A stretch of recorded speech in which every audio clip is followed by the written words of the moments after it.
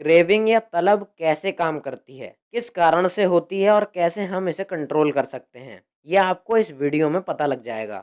ये सब हमने the power of habit book से सीखा है। ये किताब हमें ह्यूमन हैबिट्स के बारे में बहुत कुछ सिखाती है। तो चलिए बात करते हैं क्रेविंग की।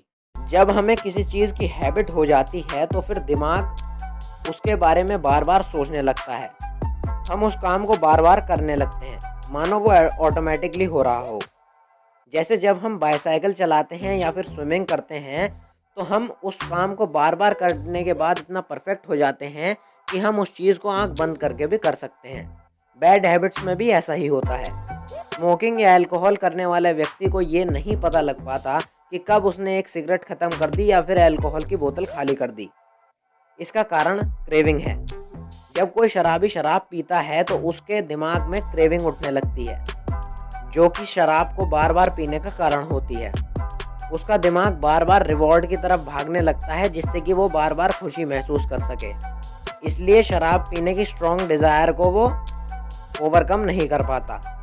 फिर वह आदमी हैबिट की रूटीन शुरू कर देता है। अगर अल्कोहल की फ़ोटो ऐड में देखता है तो उसे ट्रिगर मिल जाता है और इसी तरीके से हैबिट का लूप फिर से शुरू होने लगता है। क्रेविंग का इस्तेमाल प्रोडक्ट को बेचने में भी किया गया था। वे दो प्रोडक्ट थे, पेप्सोडेंट और फेब्रीज। पेप्सोडेंट तो आपने सुना ही होगा, ये एक टूथपेस्ट है। इसकी सफलता के पीछे क्लॉज हॉपकिंस का हाथ था। उन्होंने देखा कि लोगों को ब्रश करने के बाद पेप्सोडेंट का टिंगली टेस्ट काफ़ी पसंद आता है। उन्होंने ऐड में इसी का इस्तेमाल करा। इससे लोगों को भी एक क्यू मिल गया, यानी कि ट्रिगर मिल गया। टिंगली टेस्ट की क्रेविंग भी होने लगी लोगों को, इसलिए वे बार बार पेप्सोडेंट को खरीदते ताकि उन्हें ब्रश करते समय मुंह में वो टिंगली टेस्ट ज़रूर आए। सेकंड प्रोडक्ट था फेब्रीज, जिसे लोग फर्श पर पोछा लगाने का काम किया करते थे।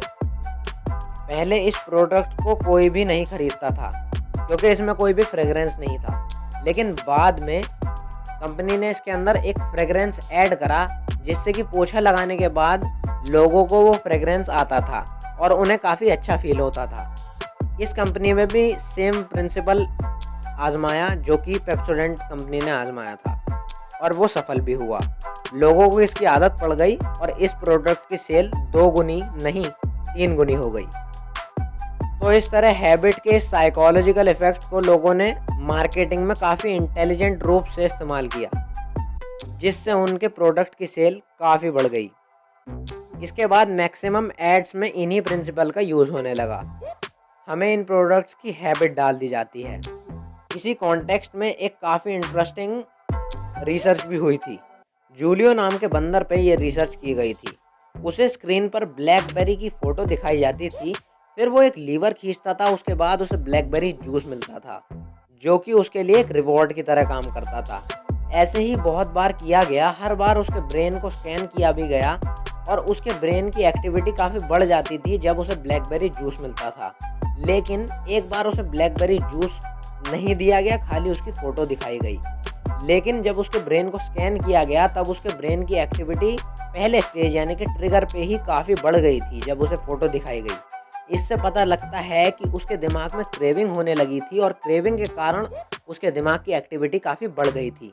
इसी तरह से जब शराबी टीवी पर किसी शराब का ऐड देखता है तो उसके दिमाग में क्रेविंग होने लगती है, यानी कि तलब लगने लगती है। इसी एक्सपेरिमेंट से हैबिट के एडिक्टिव नेचर का पता चला था। असल में हम हैबिट के लूप में फंस जाते हैं, लेकिन हम इस हैबिट के लूप को तोड़ सकते हैं। अगर आपको हैबिट के लूप को तोड़ना सीखना है तो आप इस वीडियो पर क्लिक करिए, और अगर आप इस बुक यानी कि the power of habit book के आने वाले चैप्टर्स देखना चाहते हैं तो यहाँ पर क्लिक करिए।